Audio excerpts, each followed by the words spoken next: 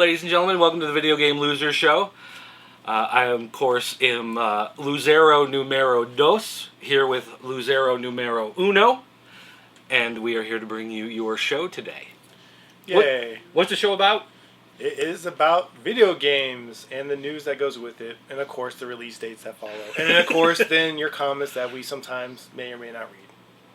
That's what it's about. Actually, we usually read them. It's whether or not you get a usable answer. That's really what's up for grabs here. Technically I don't read anything. So True. Well, you read them in your mind. Don't you visualize the words while I'm talking? No, it's all the entire time. So, like creepy clown music? No, it's straight. Oh. Normal. It's not like all weird. I'm not Rick. You're not going to hear no creepy whatever. Isn't that like death metal clown music or something? Now you sound like a French stripper from the 20s or something. Is that how they do it? Okay. Excuse me. All right, folks, let's get into some of the video game news from this past week. Double Fine Adventure, it finally closed, finished. They filled out their 30 days. They had been looking for $400,000, and now the grand total... Can I get a drum roll? Can you do a drum roll? Oh, weak. Hey, what do you want? Man, all right. Grand total came to $3,336,371. More likely they're probably going to make this game. That's a lot of threes. Yeah, they'll probably follow through, you think? Or they're going to make it about 9 times. Because that's what they got. So they've said that the game is going to be on a lot more platforms. They're going to have the music done more professionally. They're going to get an actual composer instead of just their in-house guy on his little Casio. Sucks to be that guy. The game is going to take longer to come out. They said they're going to be, just because they're going to put more into it, try to get it to look nicer and play better and come along more nicely. Plus, they're doing a behind-the-scenes documentary of how the game is being made. So you can, if you were a backer, you can watch that. If you were a backer of a high-money plateau, you will in fact be able to download that in full HD. So keep that in mind if you were one of those big pledgers. But different levels of pledging will get you the beta on Steam. You can kind of work at it. They're going to have their own forum set up where people can discuss the game, and just all sorts of neat stuff like that. Speaking of Kickstarter, Wasteland 2 is coming to Kickstarter. Well, it has come to Kickstarter. Did you play Wasteland, the original game? What? No.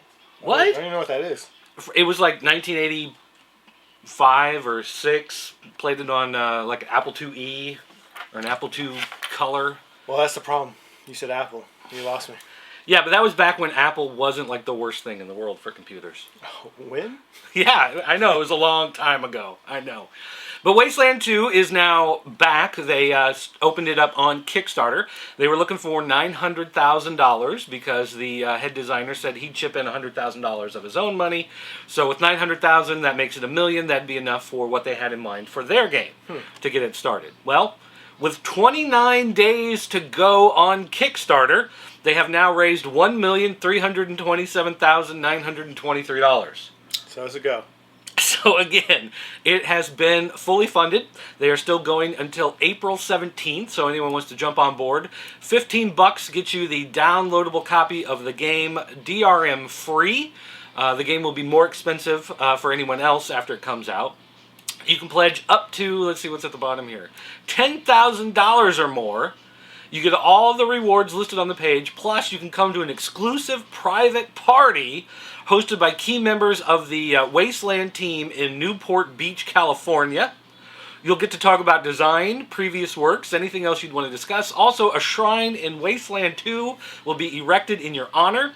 You get 50 copies of the game to do with as you please.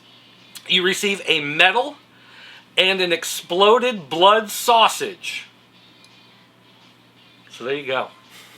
So $10,000 if you want to. Wasted limited edition signed and numbered collectible figure. So it's just not exploded blood sausage. It's a toy.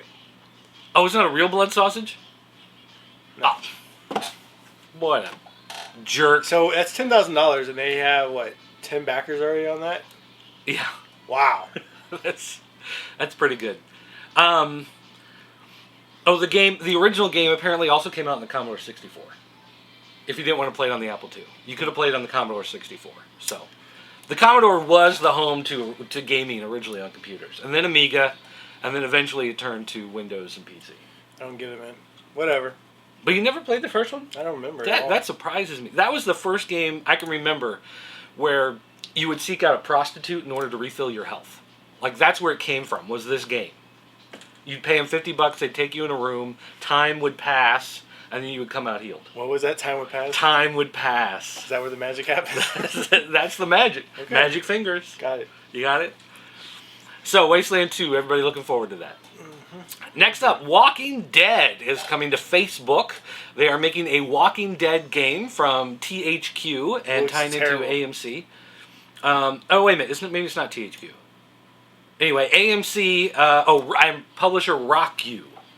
That's who it is. Rock You are teaming up to make the Walking Dead social game, where you and your friends, of course, can fight through the zombie apocalypse. Looks terrible.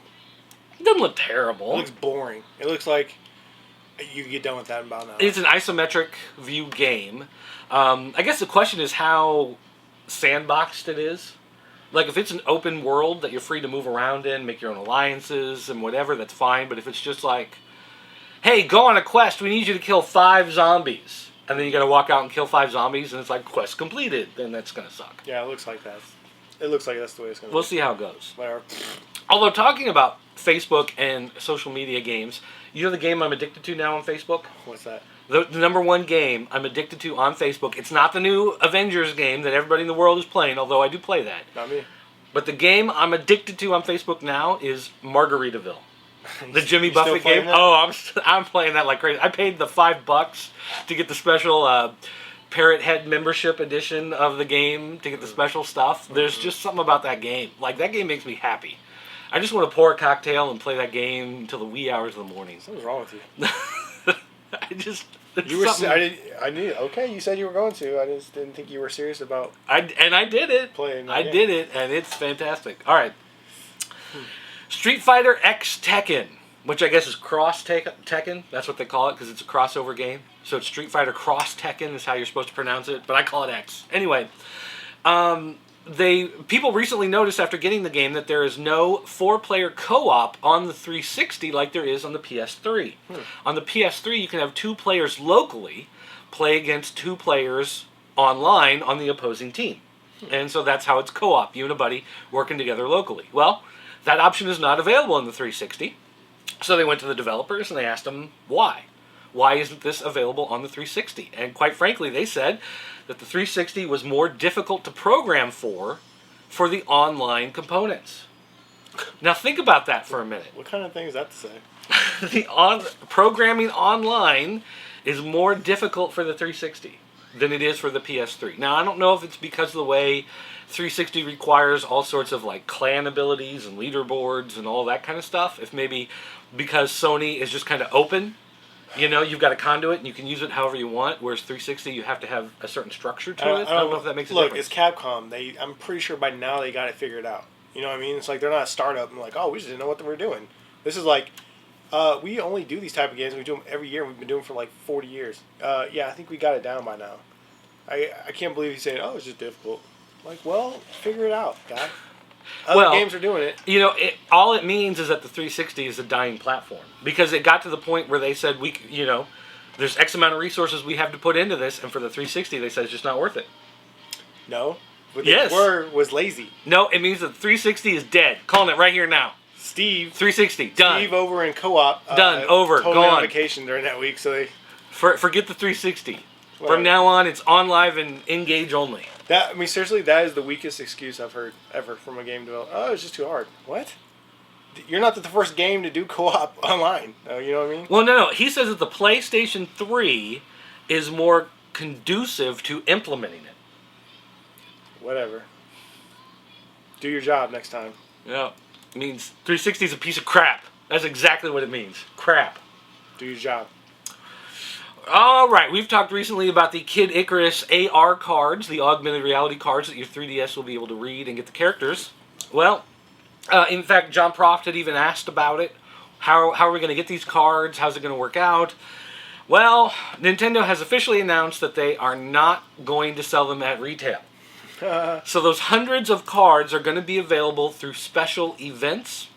Oh, great. Great. Basically, right now, you're going to get some cards when you buy the game. Okay, now, if you're a Club Nintendo member, which means basically you go to Nintendo.com and you sign up, you can order 3 free Kid Icarus cards to be sent to your house. It won't cost you any of your coins or anything like that. Just sign them up. They'll send you 3 more cards to add to your add to your Legion, whatever. Okay, whatever. If you buy Game Informer magazine this month, there is a card stuck to the inside of that. So you can go out, pick that up. If you've got a subscription, then there you go. You got some cards from there.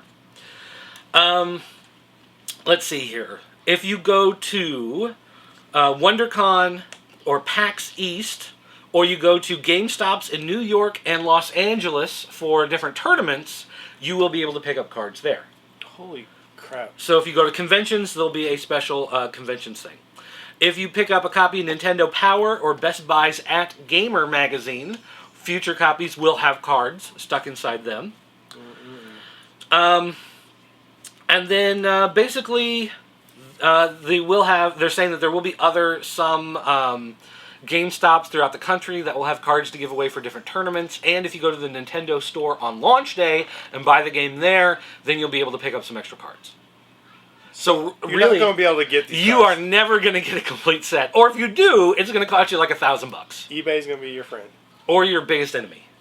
I mean, really, that's what it comes down to. I mean, they're not even that big of a deal to me. I mean, who cares? I mean, it's cool, but if you're going to make it that difficult to get them, whatever. Well, here's the one thing I'm curious about.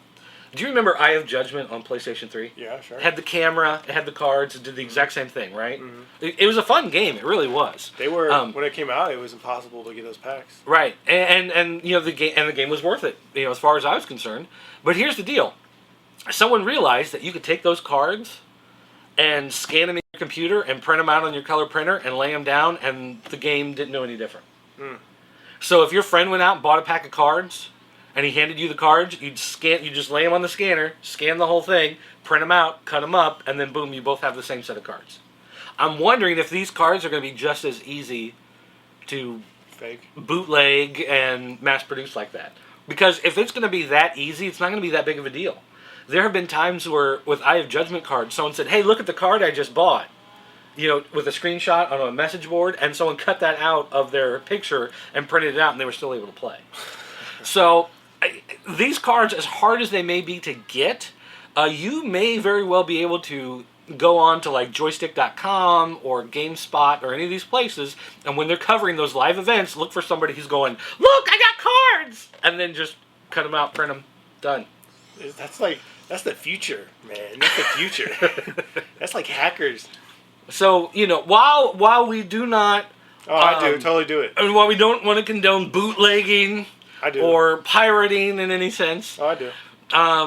that very well may be the way to get around that and get those cards. So, anyway. That's funny.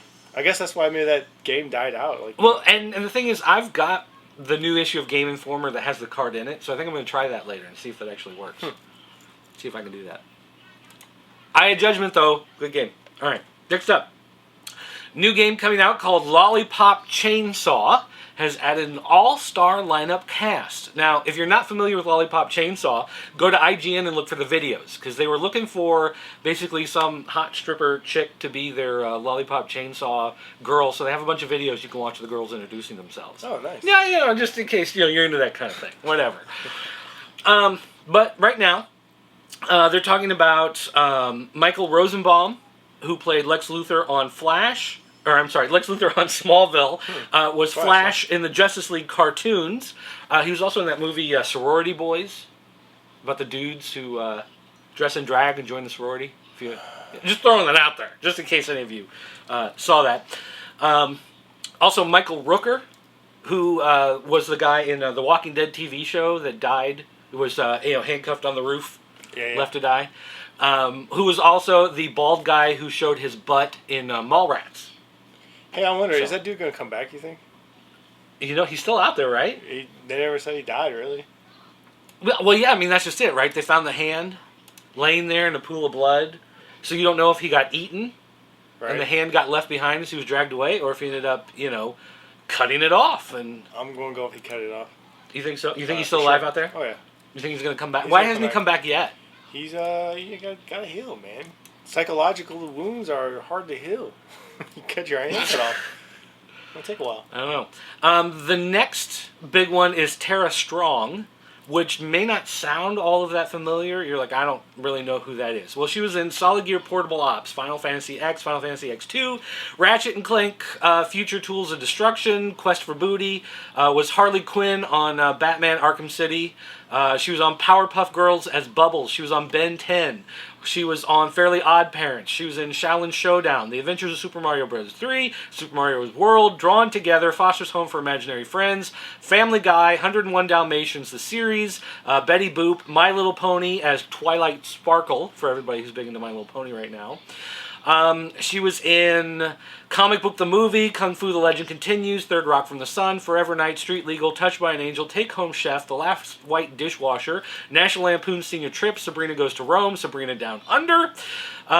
She's also been to fan conventions like BotCon, JackCon, Comic-Con International, and Anime Overdose. So she's done a few things. So you may have run into her work at some point down the line, one place or another. So, pretty big cast. And then Greg Henry. I don't know who Greg Henry is. Well, he's that guy. He was a wrestler. Wait, he's a wrestler? Yeah. Big black guy. Strongest man. He was in Payback with Mel Gibson. He was in Slither. He was in Body Double. Ooh, that was one of those late night, like, Showtime movies. Payback was alright. Whatever. Oh, that's the one where Mel Gibson was the gangster getting out of jail. Okay. Well, anyway, so they got a pretty good voice lineup going on. The game, if you're not familiar, Lollipop Chainsaw, it's this chick who's like a cheerleader, kind of like in a Buffy sense, in the original Buffy, not the TV show, the way it got, teen drama'd to death, but the original movie, how it was, funny, quirky. Her boyfriend got decapitated, and she saved his head, and it still talks to her. And she's killing the zombies in the post-apocalyptic world. Oh, nice. So, looks like a good time. So is her boyfriend's head a zombie, or is it just alive? I think it's just alive. Oh, that's not weird. But, Okay. Whatever. Makes sense. Well, totally makes sense. All right, next up. If you want to be a game designer, you should track down this, it's a game/app. It's called Sketch Nation Studio. And basically, Sketch Nation Studio is it's from the same people that did Sketch Nation Shooter. Oh, yeah. And what Studio does is it allows you to create your own game using their sandbox. So you can, it's a Studio app that gives you all these different tools. You can make your own game if you want to make a shooter, if you want to make a platformer, if you want to make, whatever. It gives you the ability to put it together. But once you publish your game, you can submit it to them, and they will turn around and resell it for you. And, the iTunes store will take a cut of the profit, and then the remainder you split 50-50 with them. So you go out, if you create a kick-ass game, you could actually start making some actual real money off of it. Now, granted, you're going to sell it for 99 cents. iTunes is going to take 50 of that. You're going to split the rest with them, and you're going to get, a quarter every time it sells. But a quarter every time it sells can really add up, especially if it takes off in some place like Korea or, China, where, everybody in the world is going to start downloading it. But really, it's just an open toolbox for you to make your stuff. And I couldn't imagine that the games would be that amazing using the limited tools. Yeah, but really what it comes down to is how good your, play concept is. Because a game like Pac-Man, super basic, right? No, that was cutting edge when it came out. Oh, it was cutting edge when it came out, but now it's a super basic concept. Well, if I make a terrible game and then, 30 years, we can go back and talk about how amazing it was. Or how simplistic it was. Well, yeah, but a game like Pac-Man you can still play today. People still pay to download Pac-Man to their phone. I just recently played Pac-Man for the first time. I forgot about that. So, I'm new to that concept. So it's all new to you, and you can see how a simple game idea can pay off even 30 years later. All right. Word came out that Obsidian had to lay a bunch of people off. They basically had to shutter some games that were in development because they did not hit what they needed to hit in their metrics in order to get the funding from from Activision or whoever it was that they were supposed to be getting their payments from. So the question was, well, how bad was it? How poorly did they do in order to not make their goals, in order to have to lose out on the funding and shutter a bunch of projects? Well, as it turns out, Fallout New Vegas in their contract said they had to get an 85 on Metacritic. They got an 84. An 84 based on 39 critics. 84 out of 100. And because it wasn't an 85, they didn't get their payouts, and they've had to cancel a bunch of projects. Ouch. And 84, it's still green on Metacritic. It's still generally favorable reviews. There are some reviewers that think if you give them above a 60, it's still favorable. Some that say if it's above 70, it's still favorable. Some reviewers, because they're on like a 5-point scale or an A, B, C, D, F, whatever type scale, they may say, it's a B. And a B may come out to be 80%. It depends on what scale they're working on. They agreed it would have to be 85 or higher, and they are 84. 85 or higher. That's a tough sell. That was not good negotiation. Yeah, I don't think that was a good plan on their part. Although maybe they had said, well, we'll set it for 75, but you only get a payout of this much. We'll set it for 85, you get a payout of this much. And they thought, 85, we can do that. We want the higher payout. So there's some jerk that probably hates their company or hates their game and just totally trashed it and screwed them. Or even a guy at the company, who basically just kind of walked up and said, "Oh man, they're at 86. We got to take care of this. This game is terrible. Hey, send this to Wireless Monthly," and bam, boom, there you go. I'm down to 84. Money saved. Yep. Yeah, they probably got screwed by the company. That's the terrible system. So, Obsidian Entertainment and Bethesda Softworks. Did you play Fallout New Vegas? No. I've got Fallout 3. Never played it. I own it. It's sitting there. I think I have a copy of Fallout New Vegas. I just haven't played it yet. Yeah, I haven't played 3 yet. I take it back. I think I played a demo for 10 minutes. And I was like, this could be okay. I just don't have the time. Yeah. Yep, that's the problem. But, and I don't have the time either because I'm spending so much time with Margaritaville Online. Because Margaritaville Online is the greatest. All right, next up, Diablo 3. You've been looking forward to Diablo 3, haven't you? Dude, for years now. Well, Diablo 3 now has a release date on PC. Console versions are still up in the air, but for PC, you're looking at May 15th is the drop date. When I'm there at the store and I see it, I'll believe it. Because they've been promising a release date for years. This game better be the best game ever made, ever. Yeah, but you're going to buy it regardless? I'm going to buy it. Are you going to buy the collector's edition for $99.99? No. They'll be lucky I don't pirate it off Pirate Bay. I will go buy a copy just because I love to so much that I have faith the third one will be just as great. And since they had 20 years to work on it, I'm pretty sure that it better be something amazing. It hasn't been 20 years. It's been a while. It's been 95, 2005. It's been about 17 years. It's been a while. So, regardless though, Diablo 3, one of the things now is you can go to Battle.net right now, install their client. You can pay the $59.95. It will preload onto your system. And then the day the game goes live, it'll unlock. You can play it just like that.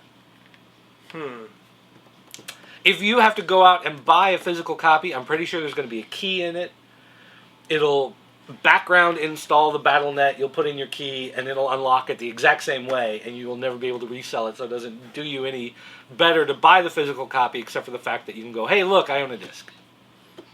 Unless there's something cool in the box. Maybe. I'd rather go buy it from the store than digitally download it for the same price. If it's $10 cheaper, yeah, absolutely, digital download. I can understand that, but at the same point, it's gotten to the place where so many games have that key that it requires that you can only use the key once, and owning a physical copy doesn't do you any good because you install it, you put in the key, it unlocks it in their cloud storage service, So then anytime you want to reinstall it, you have to, uninstall it from the old computer and then reinstall it onto your laptop or whatever, and it just, reinstalls it from the cloud anyway. Hey, look, they want me to buy digital. It needs to be a little cheaper.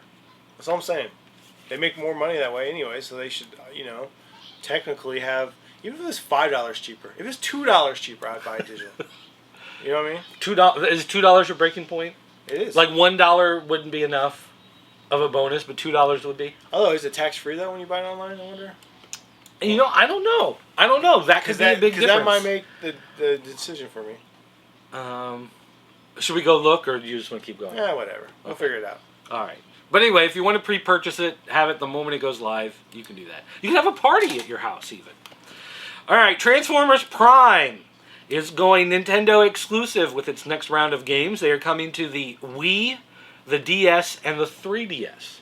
Meaning the 3D version will in fact be different from the regular DS version, which is good because I love my 3DS. But being developed by Ultron Corporation and Now Production in Japan, published by Activision. These will be released sometime towards the end of the year. I've heard rumors of they're shooting for October, but October seems to be a pretty good shoot that everybody's shooting for. So we'll see what actually happens. But it's been, of course, designed after the current cartoon series and the new wave of toys. Award-winning cartoon series. Which, by the way, have you seen the new toys that have come out for Transformers Prime? No. Some of them are still kind of movie-esque. They're a little simplified, but they still have that movie look to them, so I don't really care for them. Some of the other ones, though, look pretty much like classic Transformers. I'm loving about half the line, I think, of the new Transformers Prime line I like, which is a step up from all the movie-inspired ones, which I pretty much hated all of them. I think Transformers needs to take a couple of years off, maybe, and then come back, because I'm about sick of Transformers. I'm just ready for the G1 relaunch. I want Soundwave as a boombox with cassettes. You know what I'm saying? They keep making him into a Jeep or a Jet or something else. His name is Soundwave. He needs to be a ghetto blaster. That's what he is. Stop making them into other stuff. But anyway, if you're looking for that, DS, 3DS, and Wii. There you go. And, back to the Diablo news. Just basically, there's been no official confirmation yet that it is coming to consoles.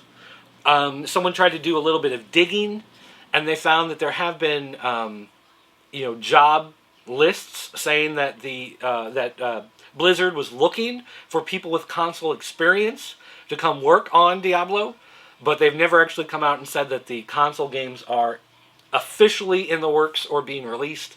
So anybody with PlayStation 3, 360, you're hoping to play Diablo, it might be like another year before anything comes I don't even care. I want the PC anyways, so that's fine. Whatever. Unfortunately, I had those out of order. This story should have come before the Transformers Prime, but whatever. All right, that's going to do it for the news here on this section of the Video Game Losers Show.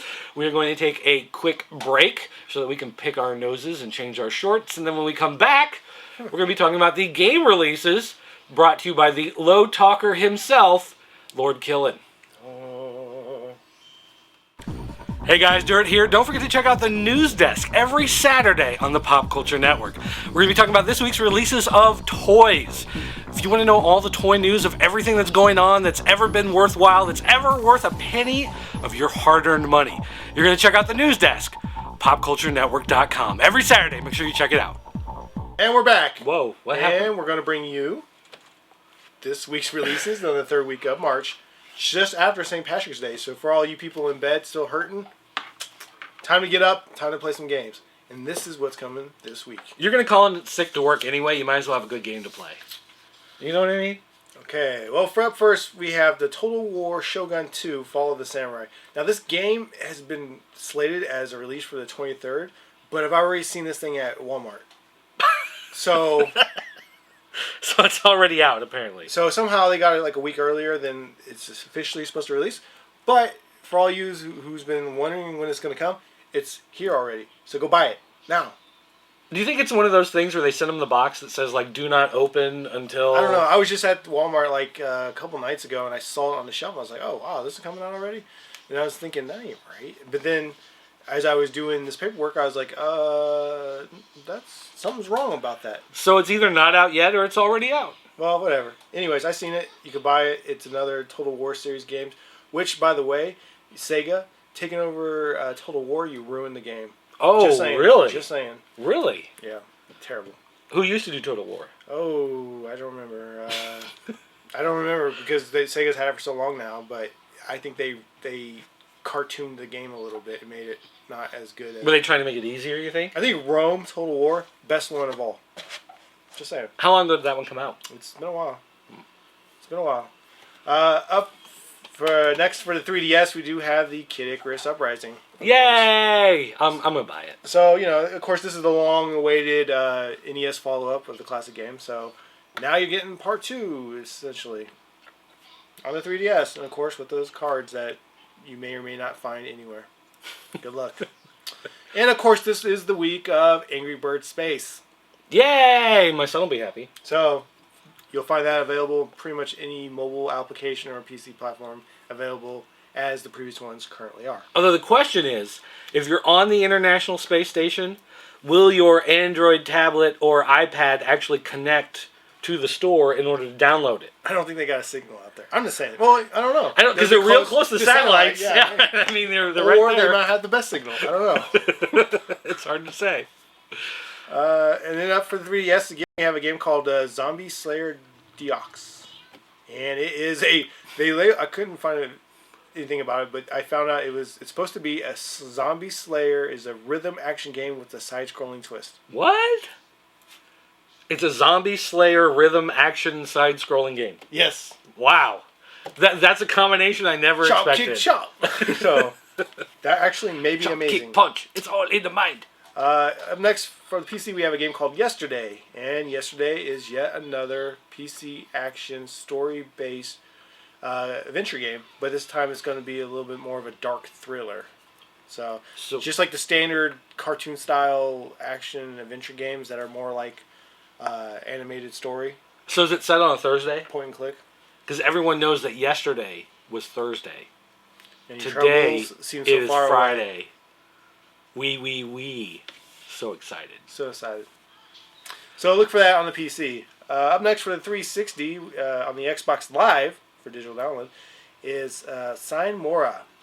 And you're like, what is that? Well, exactly. What is that? It is a very beautiful side-scrolling shooting game, kind of like a 1942 style. But I gotta tell you, this one looks like the prettiest one I've ever seen. Like it is airplanes? Yeah, but kind of like a little like futuristic airplane style. But the back scenes, the imagery, everything you see on this game is like the best I've ever seen. Really? And so Super realistic. It says that they're going to reinvent the genre through this game, but I don't know. We'll see. It does look beautiful though. Let's see. Up next for the 360 and PS3 on digital download is Rayman 3 HD. So for all you guys who like the Rayman 3 game, you're going to get it again, but now with upgraded graphics. So Is it worth buying a game you already had to get an HD version I think so. sometimes? Especially if you love the game and you just like, man, I wish it didn't look so terrible.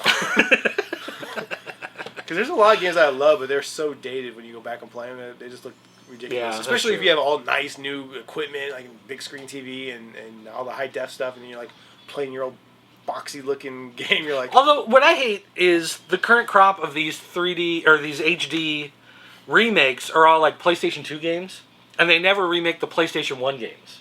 Like, I want the original Silent Hill. I want the original Metal Gear Solid. Like, I want those games redone in HD. You can give me Part 2, but I can play Part 2 upscaled on my PS3 that's PlayStation 2 backwards compatible, and it doesn't look that bad. You know what I mean? I guess it's just not worth the developers' time to do all those games. They just put them, on the store to rebuy, and that's all you get. Meh. So whatever. Meh. And up next for the PC 360 and PS3, Oh, all right. we have a major release. It is Resident Evil Operation Raccoon City. Ooh. Now, what's the big deal about this one? Well, thanks for asking, you guys out there. This is going to be a team-based shooter, okay, set in the Resident Evil universe. So it's a little bit of different twist on the current ones out there. Now you can play in groups. But is it set on the real Resident Evil where you're actually fighting zombies, or the fake Resident Evil where it's like cult members or just people who It just are says weird? Resident Evil Universe, so I guess it could be both. I'm guessing because it's Raccoon City, it's actually going to go back to zombies. Which we should probably research this stuff Well, before no, we no, come no. down here. It is going to be zombies, but they also, when I was reading about it, it says that it's going to be all those things: the zombies, the monsters that were mutated from the virus and stuff like that. So you're going to get, pretty much like a Resident Evil 2 villain lineup, I guess. Creatures. Oh, it's like Resident Evil. What is it? Outbreak? Was that the one on PS2? They That was have online. a name for what they call the creatures. It's not necessarily a zombie; it's a virus. Well, it's the T virus Something, blah, blah, blah, mutated, blah, whatever. Whatever. Moving on. Up next for the 360, we have Connect Rush, a Disney Pixar adventure. Oh, And I think you might like this because of your kids. So this game is a multitude of different characters from such titles as The Incredibles, Toy Story, Up, Ratatouille, Cars, and you basically using the Connect ability play these like mini games or part of the story, and there's several different ones. So like. For instance, when you're playing Ratatouille and the chef's trying to beat you in your mouse and you're throwing things at them, so you use the Kinect to like throw things at them. Essentially, it's Wii style gaming for using the Disney Pixar properties. I don't know, maybe just the Kinect in general is a giant Well, fail. I for me. watched the videos and it looks like if I had kids, I would buy this game just because Well, yeah, so many great. Let them do it and wear themselves out, but for me, I hate those games. I hate Kinect games. Whatever. So that one's coming out for 360. And up next, we have for the PC expansion to Lucent Heart Stadia. Now, this is an expansion to the MMORPG that's currently out there. I don't play this game. It's kind of like World of Warcraft-ish, but not as pretty. It's only like a step down from World of Warcraft. It's not that far from it. It's just that World of Warcraft apparently has a bigger budget and they have better graphics. It's really close though. But this is their expansion, and it's a very popular game right now. It's just I haven't even heard of it, but it is from the numbers I saw. It looks like it's actually a good running. All right then. Whatever. Up next for the PC 360 and PS3, we have a expansion for a game that pretty much just came out a couple weeks ago, and it's Kingdoms of Amalur Reckoning. And now you're getting The Legend of Dead Kell. This game literally just came out like 2 weeks ago. 2 or 3 weeks ago, and you're already getting the first expansion. I wonder if it's sold so poorly that they're throwing out the downloadable content to get people, try to get them excited for it. I don't know. It's like when we first talked about this game, I looked at the video. I was like, man, I actually would mind not playing the game. It looks really pretty and beautiful. And You would mind not playing that and game? then I see that here's a release date for it again. I'm like, is this the same game? And I go and look like, oh no, this is a downloadable content already. Wow. I guess maybe they had game delays and they already had the expansion slotted and the game came out, shorter than expected.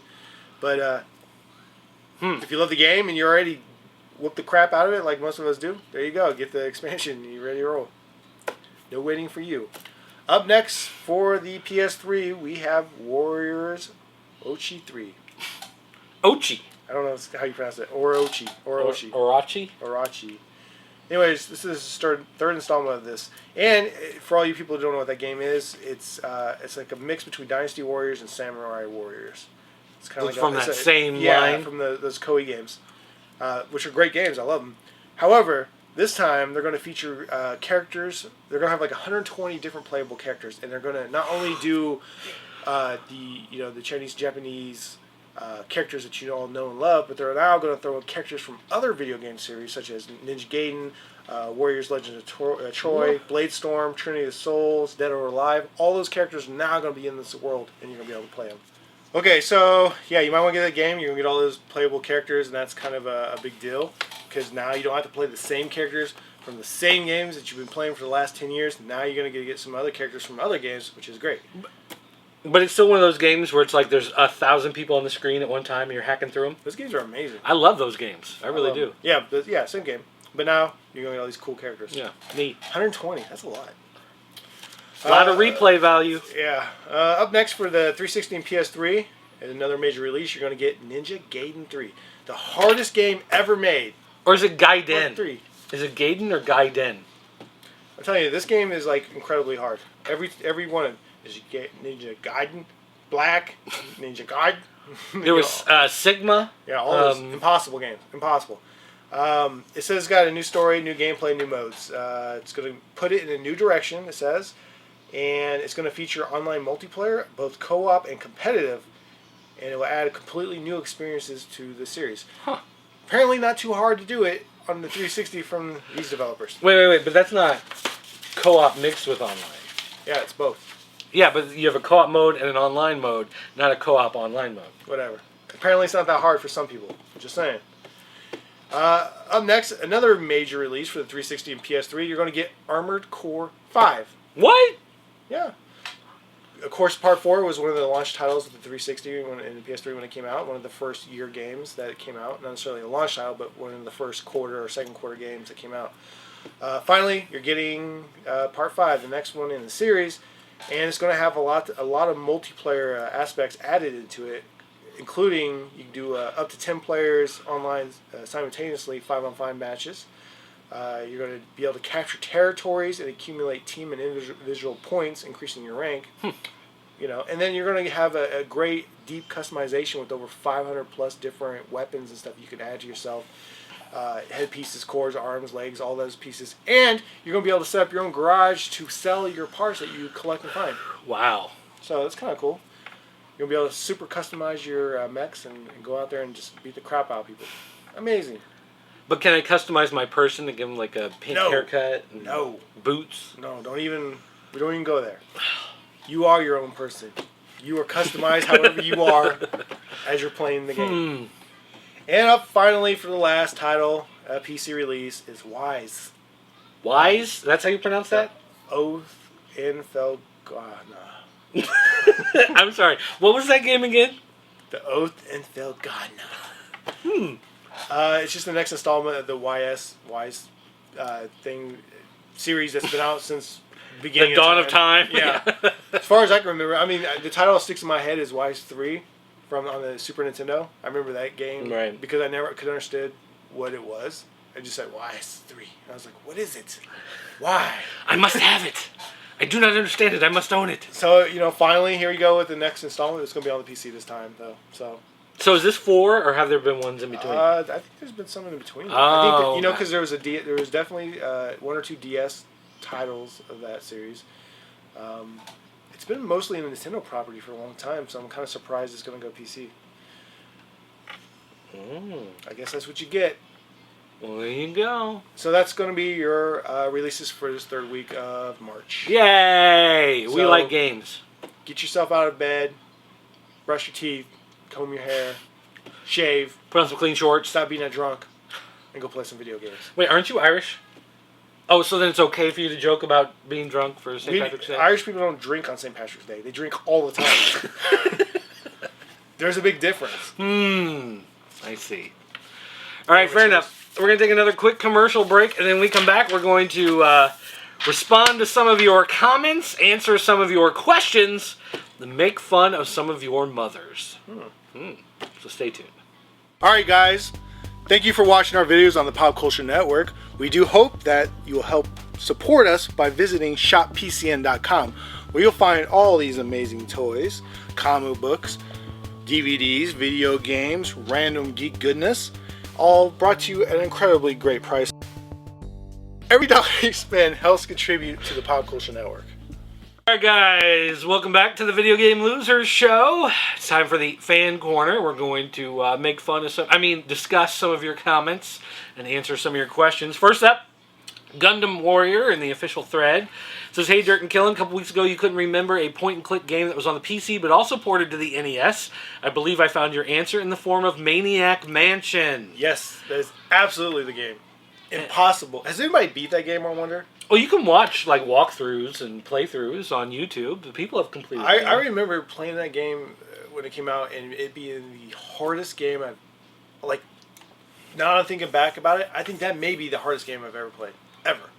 More than Ninja Gaiden? Because it made no sense. You had no idea what you were doing. Like, there was no... Well, although I have to say, I got much farther in that game than I ever got in like the Zork games. You're standing at a mailbox. Like Open mailbox. Duh. Sorry, that answer does not make sense. Please try again. Ah! Wait for a letter. Duh. Let's see. He also answers the question of making a new Super Smash Bros. Game. He says, to answer Orko's question about Super Smash Bros., it's understandable the game isn't for everybody, has a radically different control scheme than most fighters. I wouldn't remove any characters personally. Everyone has their own personal fighter. It always annoyed me in Mortal Kombat, Street Fighter, and Soul Calibur whenever they decided to change the roster. As for characters, I would add, Little Mac from Punch-Out! One of Nintendo's first fighters should be in the Ultimate Brawlers. Next up is Crystal from the Star Fox series. Increasing not only Star Fox and females branch in Smash Bros., she could also be a Star Fox character that wouldn't be a clone and could have more staff-based combat. Ooh. Elite Beat Agents. The Elite Beat Agents could bring a whole bunch of craziness to the Smash Bros. Series in a rhythm-based combat inspired by the extremely underrated DS game. I tried playing that game. I just couldn't get into it. No one liked that game. I like the music rhythm games in general, and that game, for me, just didn't work. I don't know. Maybe it was the music or something, but... number 4, Princess Rosalina from the Mario Galaxy games. One of the best and latest Mario characters. Could bring a great representation of Mario Galaxy series, and again, increase the females. Number 5, Wolf, Link, and Minda? I don't remember how you pronounce that game, but... one of Link's stranger forms will give a good Zelda representation without being a clone, possibly having a slightly different combat system. I did like Twilight Princess, and so Wolf Link I think is a good character there. Third-party characters, 1 would be Pac-Man, of course. Number 2, Mega Man.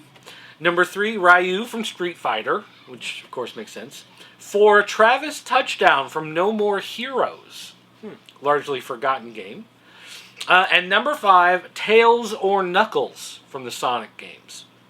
This one was kind of filler, but I feel the Sonic Trinity should be complete. We have Sonic's underlings take on Mario's, and well, that's it. So interesting things. There you go, Orko. Food to think on. That's a serious response to your serious question.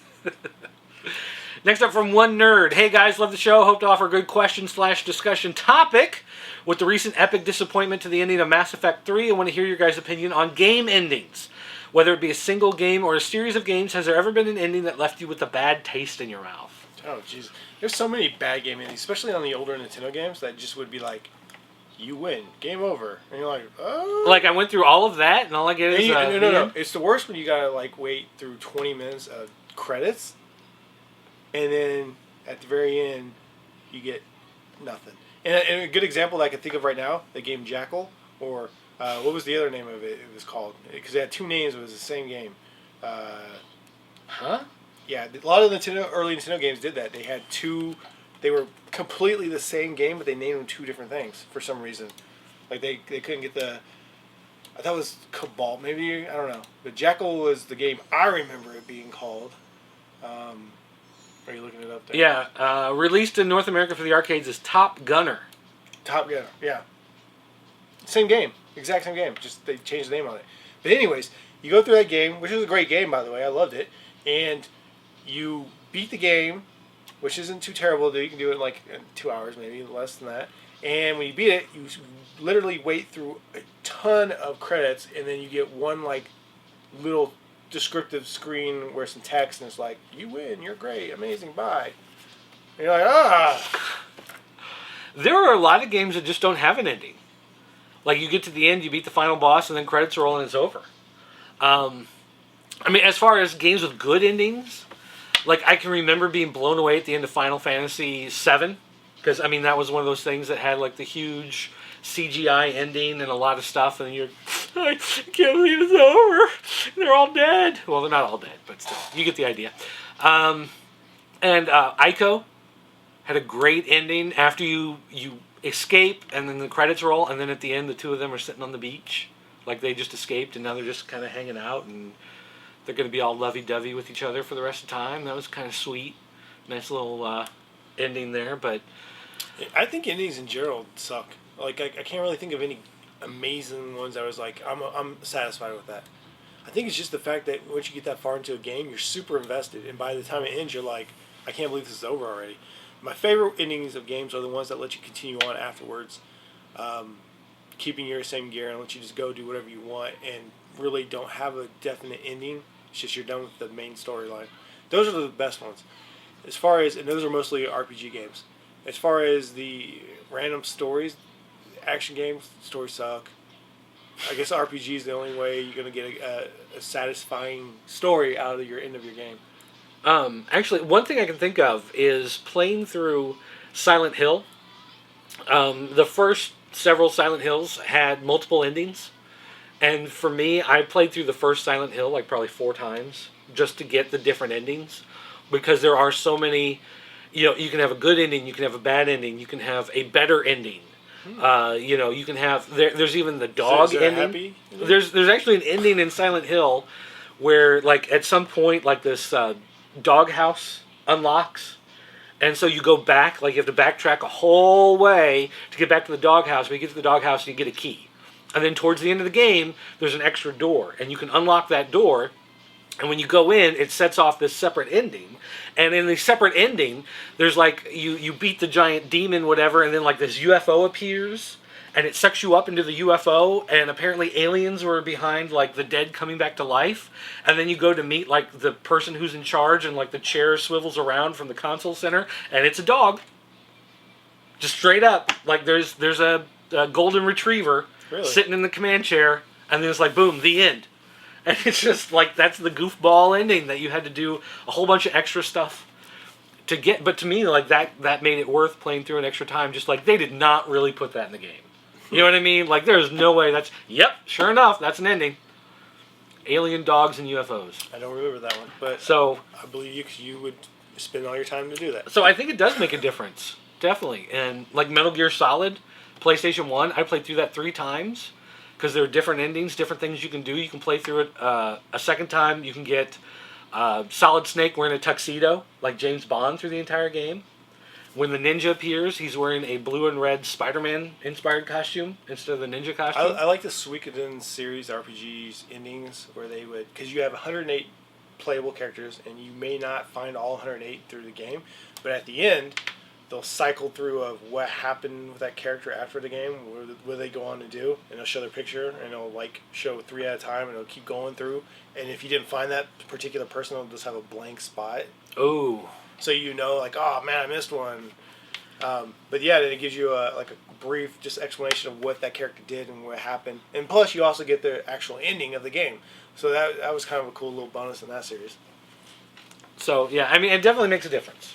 Definitely makes a difference. All right, P Gold said, just a quickie. I love the VG Loser show with Killen and Doit. That's actually what he wrote, Doit. Kudos for your ability to have running video on the games you were talking about. That's you. When you edit it, he puts in the video game footage. When I edit it, you get like a photo. Sometimes you do. It depends if I have enough time. Like this episode, probably not going to have enough time. So he's thanking you for something you're not going to do. We're actually filming hours before it goes live. So like usually we do this show on like a Thursday night, so there's a couple days of editing to go into it. Schedules, things just went crazy this past week, so we're actually doing this on a Sunday afternoon for the show. It's going up tonight. So yeah, I'm not gonna have time. Definitely not gonna have time because it takes. You do 1 or 2. It takes a long time to render extra video into it, and it.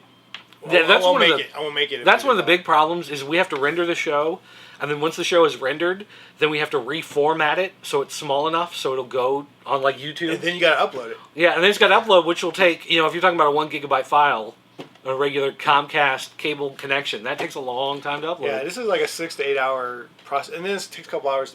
Especially if I add a video, it's gonna take me two hours, maybe 3 to edit it all too. So that's like a whole day. So yeah, it's not fun. That's one of the things I said to him when he wanted to bring this show back. I was like, that's fine, but you're editing it. Because I hate doing that. Yeah, it's not so bad sometimes, but when we're running short on time like you are now, you're probably not going to get all the bells and whistles. Sorry.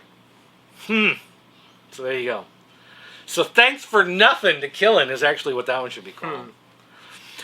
Next up, Golden Vixie wanted us to know that the Nintendo CEO took a 50% pay cut, saying that the Nintendo DS has not lived up to expectations. Part of the reason why they are not going to have as profitable a quarter as they hoped. In fact, they're taking a loss. So in order to, follow up on what he feels has been his failure to lead and to get the product to market the way it should have been, he is taking a 50% pay cut. So instead of getting $100 million, he's only going to get $50 million. Sad for that guy. I mean, do you think that's the right move? Yeah, because you got, especially if you're laying off people and they look at you like, this is your fault, dude. Why don't you just take a little less millions and you can maybe save a couple thousand jobs? He said other representative directors are taking a 30% cut and other executives are taking a 20% cut. So it's not just him, it's the people that work with him every day, the people who he talked to who said this is going to work and this is what we need to do. They're all taking a cut. It's a PR move because, I mean, let's just put it in perspective. They already know they're on scale to do better for next year, and you better believe there's going to be big bonuses that will make up for these losses. So, don't cry for them. They actually are going to be okay. But they do have to make that move to appease their employees. It's all part of the game. Let's see. Oh! Okay, so here we go. The president of Nintendo makes, in U.S. dollars, approximately $2 million a year. So now he's only going to make $1 million a year. I find that hard to believe. That seems really low. He says, he's not one of the highest paid CEOs. Miyamoto, game designer for Nintendo, makes about $1.2 million a year. I don't believe that. That's a lie. They probably that's base income. That's probably not performance bonuses. Bonuses, and then how much stock of the company they own, which is probably worth tremendously more than that. So, yeah, so that's going to be their base pay. But when they probably get a cut of royalties of games, and if certain games sell over certain watermarks, they could probably get bonuses. And they probably have copies of everything, so they could. If they had to sell their stuff, okay. There's a warehouse full of games. Yeah, I'm sure. From 86 onward. So, there you go. Falcon Hood says, hey, I liked those Bible games. We were talking a couple weeks ago about games like Sunday Fun Day and the Noah's Ark trivia, whatever. He says he likes those, but then again, he says he's a Jesus freak. So, by the way, this is unrelated to this particular episode, but today a coworker showed me Fruit Ninjas. Blah. He says, I'd rather play Pac-Man or Galaga. For sure. Yeah, Fruit Ninja keeps me entertained for about 30 seconds. Keeps my kids entertained for about 10. And so that's kind of a problem if it keeps them less entertained than me. So you're a Jesus freak. Is that like you're down with JC? Or is it more like... Or is it like you're one of those freaks that be like, I like Jesus. Do you like Jesus? Do you love Jesus? Jesus loves you. Jesus is your friend. Today's a good day because of Jesus. Today is a good day to die. I don't like those Jesus freaks. You don't like the pushy Mormon Jehovah's Witness types? Like in your face and like everything is about Jesus. Everything that happens in the day is praise Jesus. Well, wait, no, but it's okay if it's coming from like a portly, older African-American woman. Oh, these are some sweet cookies. Praise Jesus. These are sweet cookies. Like Medea, from those movies. Well, that's just adorable. Then it works, yeah. Then it's like so cute and cuddly. Well, because, there's a couple... If this offends anybody, sorry. But there's a couple people I know that are like on Facebook, and every comment they make all day long, and they make like 50 of them, has something to do with Jesus. All day long. And it's like, come on, man. Really? Like, I will say I am a deacon at my church. Really? I teach a Sunday school class. You are not really at all faithful in any sort of way. Except I think maybe you go at Christmas. But otherwise, not at all. You'd be Catholic. Yeah. So, what do you want me to say? So, which means you don't go to church. So, different people have different things. I don't think, you can say, look, here, for instance, I'm not Catholic. I'm not Irish. I'm not offended by St. Patrick's Day. I think people can get along. I think they're just, learn to live with it. The difference is how far people push things down your throat. The problem is people look at, like Mormons and whoever is like, man, they're always pushing Jesus on me. And that's the same way as someone who's always pushing Super Smash Brothers. You gotta play Super Smash Brothers. It's so great. Super Smash Brothers changed my life. Praise Super Smash Brothers. Super Smash Brothers is the best game ever. No, it's not. If you like it, fine. Play Super Smash Brothers. I don't care, but it's not my game. Oh, beautiful day. Thanks, Super Smash Brothers. Super Smash Brothers, save my marriage. You know, maybe for somebody it did. And if Super Smash Brothers worked for you, then fantabulous. Mm-hmm. Moving on. Finally, last thing here. Our Coors, I think that's how you pronounce that, Coors, like the drink? The fresh, crisp, mountain taste beer. He says, does anyone play the Facebook Avengers game? Totally looking to start a connection of VG losers on this game to help each other out. Basically, it's a social game on Facebook. It requires a lot of someone sends you a gift and you accept and then you send one back. So you can get grenades, you can get health packs, you can get the ISO 8 crystals, whatever you need to play the game. So I don't play it. Our Coors, yes, I'm on Facebook. If you go to facebook.com/VGLosers, you'll actually find me. So link up, friend me. Anyone else wants to play that or Margaritaville online? You want to play Wait a Margaritaville minute, we have online? a Facebook on VG Losers? It's my personal one. Oh, okay. Because most people don't know this, but this website actually started as VGLosers.com. And it started in 2002. Whatever. And that's what it's been Look around at this guy for. claiming things. Claiming things. What do you mean claiming Praise things? Jesus, right? VG's Losers. Yeah, praise Super Smash Brothers. So anyway, yeah, facebook.com/VGLosers. Friend me if you want to be in the Avengers game, whatever. If you're looking for other people for the Avengers game, we'll help each other out. So send me a PM and I'll PM some of the other people and get them to PM you. A lot of PMing. Is that legal? I don't know. Is that time of the month? How many PMs can you do? All right, guys. Well, that's going to do it today. I got to Comaholics tonight. I got to finish reading stuff up and get ready for it. What does that even mean? Well, because we got to talk about comics, so I got to read them first. Oh. So I got lots I of. thought you just knew everything. No. Well, yeah, but I mean, Right. keeping up appearances. So, anyway, guys, thanks for watching the show. Don't forget, if you want to leave us a voicemail, you can call our 24-hour voicemail line. It's area code 217-953-4025. If you want to send us emails, you can do it to killin@popculturenetwork.com or dirt@popculturenetwork.com. Come to facebook.com/VGLosers if you want to get in on the Avengers game or Margaritaville online. Come on, somebody else.